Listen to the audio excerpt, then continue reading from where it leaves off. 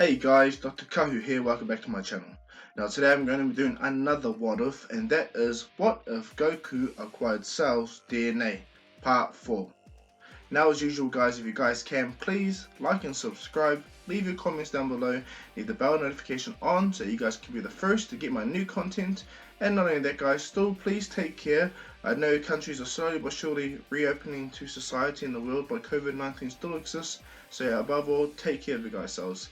And not only that guys, since you guys smashed the like goal of 200 last time, I have to put you guys through another test and see if you guys can still meet that requirement. And if you guys can get 300 likes, I'll bring the next video out right away, okay guys? So there you go. Well, without further ado guys, let's get started into this next part of this what if anyway. And that is what if Goku acquired Cell's DNA, part 4. Now let's begin.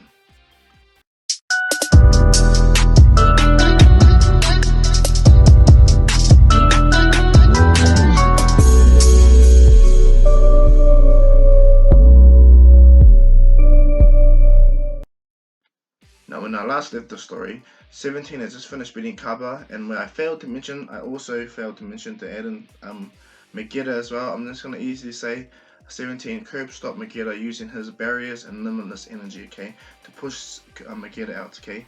Just going to say that for the most part. And they all still find out the weakness of the middlemen thanks to Whis explaining. I failed to mention that in the last what if, sorry about that. But as I stated before, we last left off, 17 just beat Kaba and Megiddo. And now he's facing off against Hit, and that's where we're going to begin our story. So let's begin. So as the atmosphere is super tense right now, when it comes to the fighters anyway, Barris is smiling happily, knowing that well, he's got two backups, two super strong beings, Vegeta and Goku, really ready to back him up. And knowing this android is quite interesting, even for Barris. So as Barris looks on, Chompa's kind of disturbed but happy that Hit's fighting. And so the moment Barris begins to fight, 17 goes to try Hit, but Hit was just too fast, and he used his time skip to instantly hit 17. At first 17 doesn't gauge it at all. He just gets hit somewhere. 17 jumps around, and slowly but surely every time he tries to get a hit onto Hit, 17 punches and kicks are being blocked by some unknown force. Every time he moves, he's just still getting hit backwards, held in place, punched in certain vital areas, and he's starting to notice that. So what he does is when he, instead of doing what Goku does and anticipates the movement, instead, as he gets closer and he throws a hit, he puts a barrier around his body ever so slightly, so when the next hit comes, 17 can register where the hit appears, and he can counter it with his own energy barrier and catch the person and catch the punch. At least that's his theory. And so when Hit punches 17 using time skip, 17 theory goes into action immediately. He instantly makes a barrier, and Hit's punch hits 17's barrier, and 17 is able to detect it. But as the barrier envelops Hit's hand, or the energy that hits 17, it disappears immediately, and 17 gets at least 3 or 4 punches at him without even seeing it. 17 lands on the ground. He goes, interesting, this guy can punch so fast that I cannot perceive it. Or am I failing to look at it because I'm only thinking linear? 17 looks at Hit's abilities and shoots Ki at Hit, and the instantly appears, puts barriers around certain areas to keep Hit in a certain way, and as he goes to throw a punch, yep, right as 17 deduced, the moment it does, a punch comes out of nowhere at 0.5 of a second, and the moment that happens, 17 is able to anticipate it, move his head back flip away, and looks at him and goes, impressive. You're able to increase yourself so fast from that position to where you were, as if you were already in a fighting stance. I'm quite impressed. What was your name again? And what happens is Hit goes, you are able to deduce my movements. Doesn't mean nothing really. And what happens to 17 is like, it does. So he instantly goes again, begins to fight, and straight away the moment Hit does the same punch again, 17 able to dodge it but also counteract, and he sends a kick right at Hit's face, which makes Hit have to also dodge, but he gets a cut right across the face. As he flips over, Goku's quite impressed. He picks up on all of Hit's movements, and he understands Hit's using a form of temporal or time-space attack, pretty similar to Goku's instant transmission, but he's increasing the speed relative to his movement. That's quite impressive, Goku's looking at it. And Vegeta's like, he's watching on, and Vegeta also picks it up too, because this Vegeta's much more motivated, much more stronger.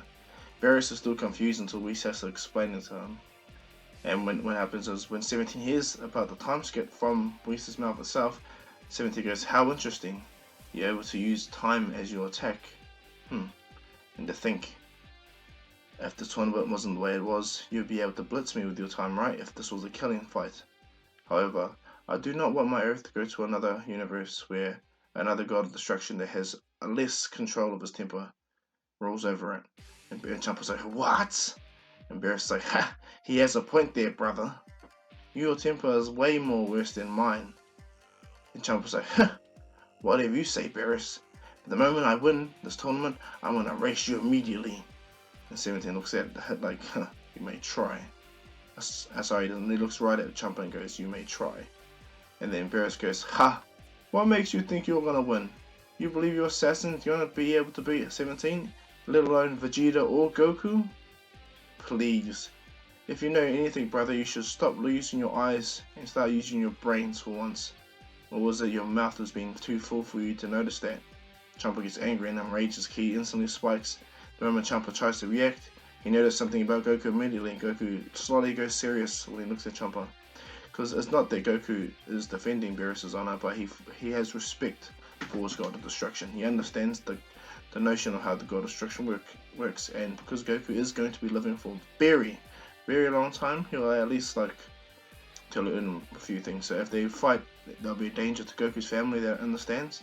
So Goku shows Champa a tiny fraction of his intent straight away. And as Champa recognizes, Beerus smiles and he goes, careful, careful, brother. You'll be picking a fight with the wrong Saiyan. Champa's looking at Goku and he's like, how did he? What happens is Vados instantly remembers when she looks through her staff, she remembers Goku whooping Beerus' ass. So she instantly understands. And Champa's like, hit, you better not lose! And the head looks back and goes, you have very strong warriors behind you. It would be a pity if you lose now for me to take them out instantly as well. And 17 goes, you underestimate my universe. You underestimate me. I may not have the abilities you have, however, I do have the playing field. And it goes, explain. And he goes, for instance, you haven't noticed that I put a barrier around the whole floor. And Hit looks down and goes, what the?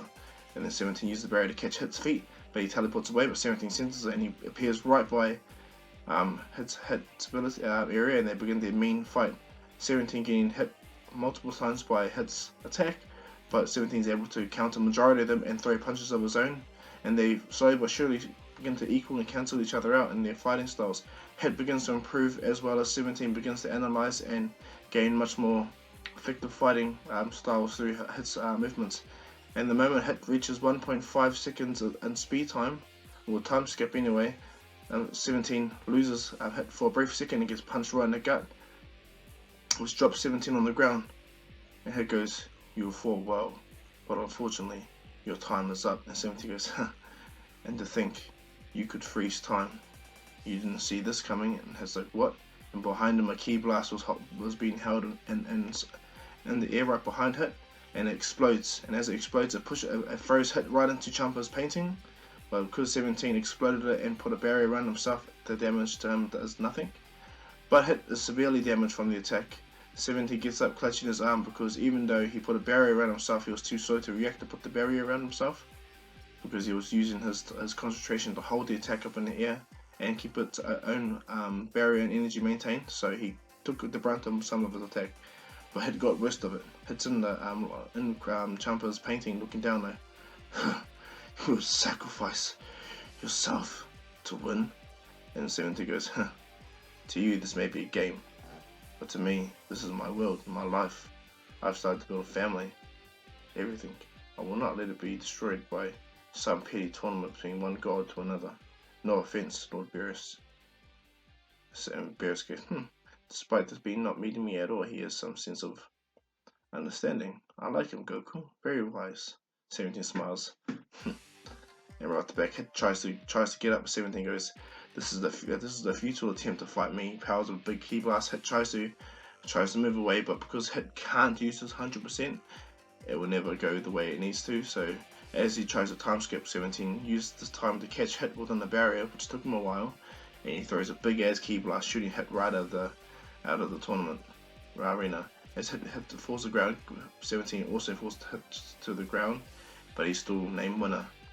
And so Universe 7 wins, and like in canon, Zeno comes, but he says but in this one anyway, he's kind of more disappointed because the fights weren't as fun as when it came to Goku's fight with Hit. But Zeno also liked the concept. When he asks if he will keep this in mind. Goku approaches Zeno the same way, but he don't approach him stupid though. He approaches him wisely, bows his head, and he goes, "Nice to meet you, Lord Zeno. My name is Goku, and I'll be glad if we can make another tournament. If it'll be alright." And Zeno smiles and goes, "Goku, I will remember the name." Okay then it's settled. When time comes, I'll call up on a tournament just like this one, and we'll see how things go. Thank you for that, Goku. And Goku goes, "That you too, Zeno." He puts his hands out, everyone's shocked like in canon, but Zeno shakes Goku's hands, and Goku realizes that, Zeno's just an innocent person that really has a lot of power behind him. He can notice the stress in all the gods around him. He goes, "Wow, this being holds a lot of power, eh?" So Goku puts him down and says, "Thank you, Lord Zeno." Zeno smiles and goes, "Okay, Goku, bye." And they leave. Beerus is so scared, but he doesn't berate Goku. Trumpa tries to, but Beerus gives him the eye like, "Shut up." Trumpa goes, "Well, for next time, brother, I'll win the tournament."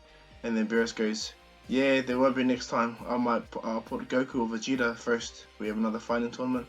Vegeta will most likely wipe out your universe by himself without Goku's help." And Vegeta goes, smiles. And then Universe 6 competitors and Trumpa leave. What ends up happening is Beerus still summons this Super Shenron, and he still wishes for Earth for Trumpa, same as canon. Now all that stuff goes the same up until the point where Goku and Vegeta are backwards and forth on Beerus' world, backwards and forth. Goku's mastering a power that chipped him out, actually pushing himself with Whis. He's able to go toe to toe with Whis, but Whis still, he holds way more power than to Goku right now. As Goku pushes himself, he senses something on Earth because he makes himself very aware on everything down there, especially when it comes to Broly, because he might lose control. And so as Goku senses, he senses something different, and he instantly connects with Vegeta, and Vegeta goes, "Well, what's up, Kakarot?" And he goes, "Look, Vegeta." Places his hand on Vegeta's head, and Vegeta sees it too and goes, "Hey, that's Trunks!"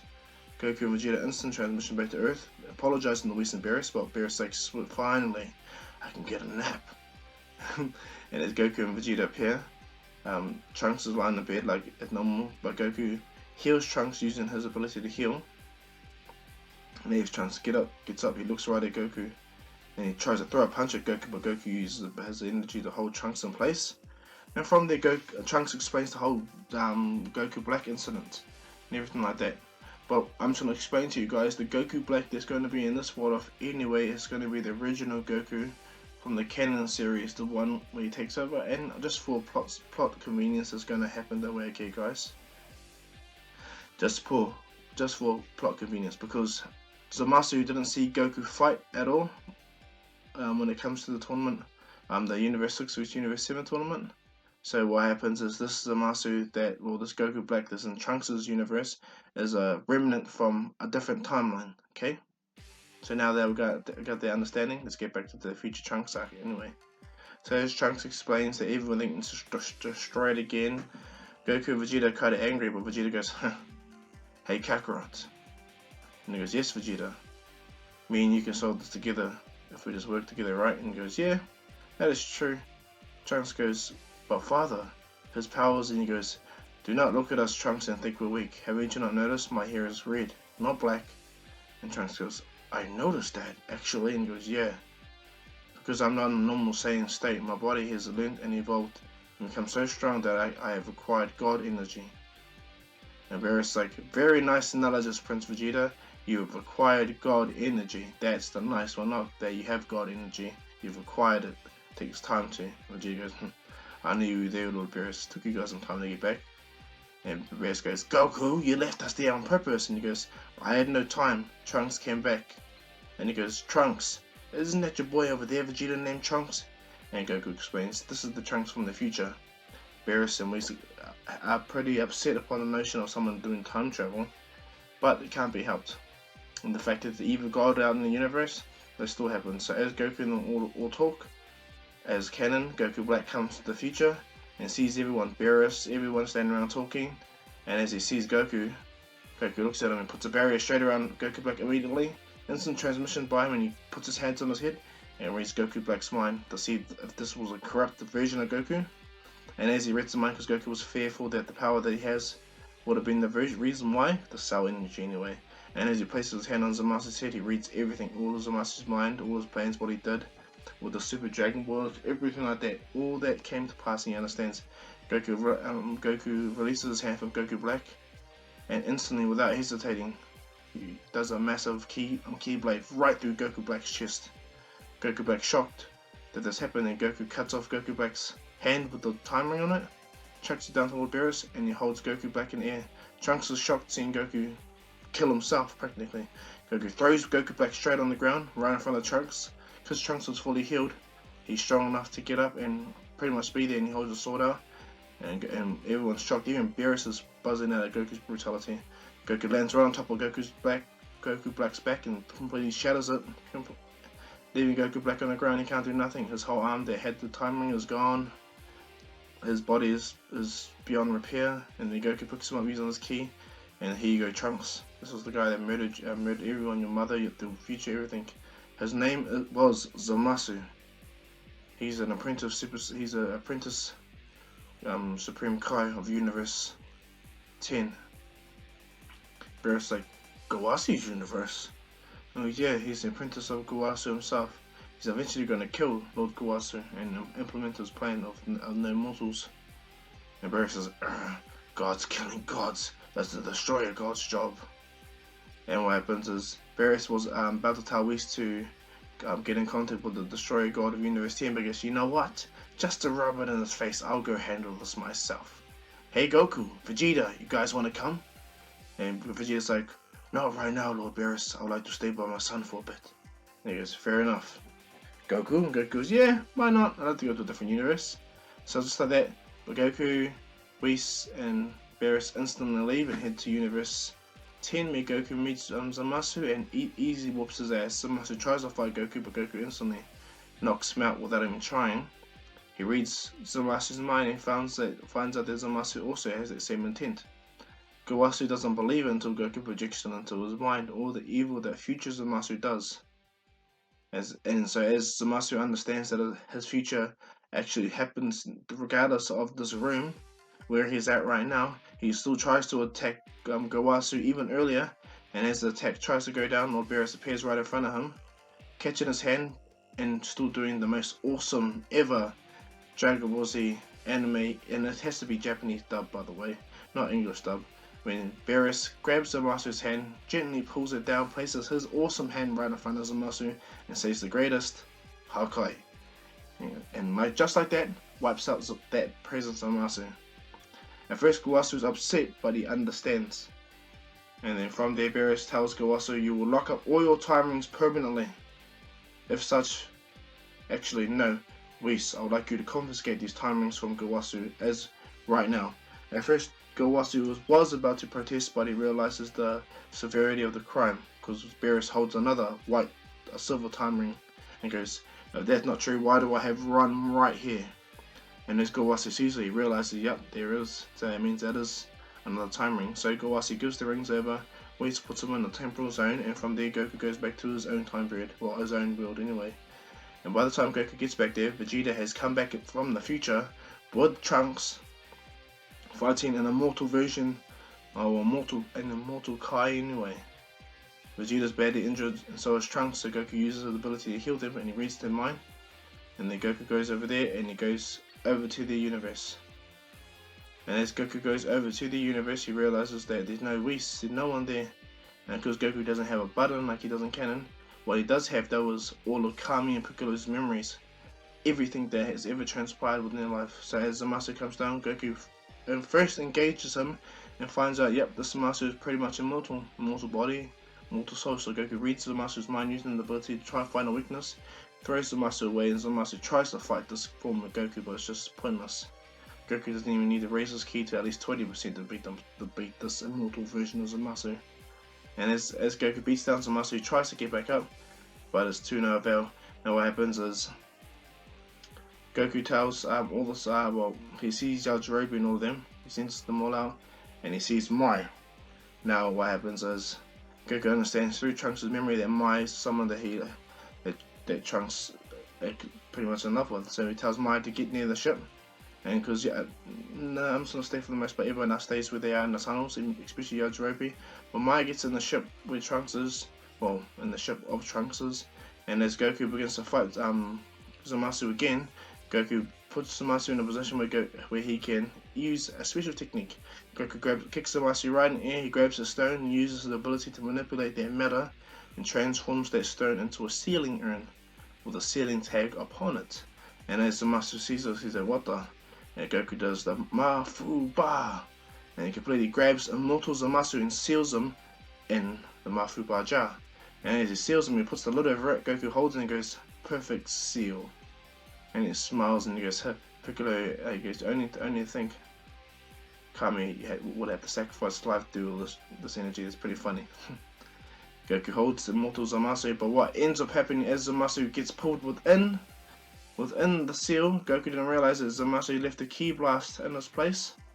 A real powerful ki blast that as Zamasu got closed, he let go of it, meaning the ki blast hit the ground. As the ki blast hits the ground, as it begins to ignite, destroying the planet, much similar to what Frieza would do on Earth when he hits the ground after Goku pretty much, before Goku kills him, when we reverse his time. It's pretty similar to that.